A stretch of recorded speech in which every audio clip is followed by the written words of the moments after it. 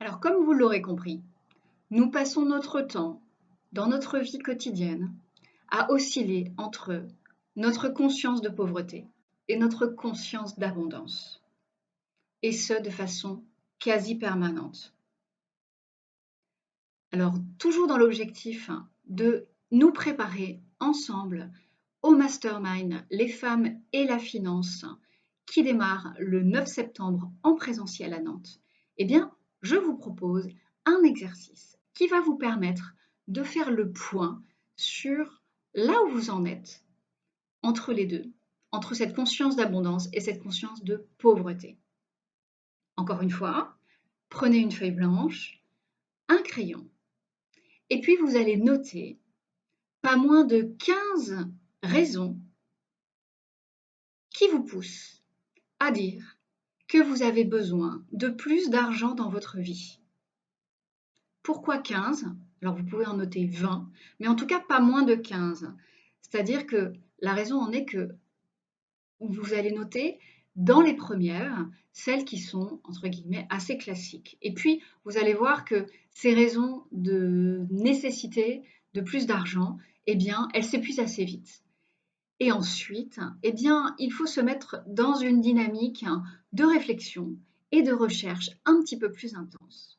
Alors, si vous pouvez en noter une vingtaine, eh bien, c'est encore mieux parce que là, vous allez rentrer dans quelque chose de plus approfondi.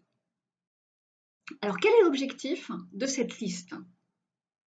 Eh bien, vous allez vous rendre compte à la relecture de cette liste, alors peut-être pas immédiatement, mais peut-être 1 ou 2 jours après, à tête reposée, que dans les raisons que vous avez notées, tout ne vous appartient pas. Tout ne vous ressemble peut-être pas directement. Qu'il y a des mentions que vous faites qui sont liées à l'environnement dans lequel vous vous trouvez aujourd'hui, aux injonctions ou aux responsabilités que on vous demande d'endosser ou que vous avez vous-même endossées. Il y a des choses, des raisons qui sont liées aussi à des valeurs peut-être humanistes, assez universelles, ou à des valeurs peut-être plus personnelles. Et ce sont ces niveaux-là que je vous propose de regarder.